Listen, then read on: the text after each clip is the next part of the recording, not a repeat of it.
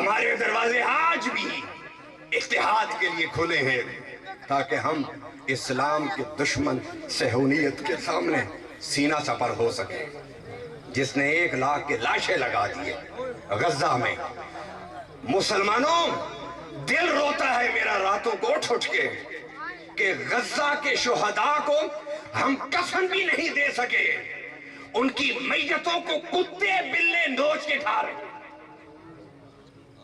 اگر میں یوں کہوں تو غلط نہیں ہوگا کہ ہمارے جسم کو کتے بلے نوچ کے کھا رہے ہیں اور ہمیں احساس تک نہیں ہے۔ شام لہولہان ہے، فلسطین لہولہان ہے، لبنان لہولہان ہے، یمن لہولہان ہے۔ کون سا اسلامی ملک ہے جس پر صہیونیت نے ظلم کے پنجے نہیں گاڑے ہوئے؟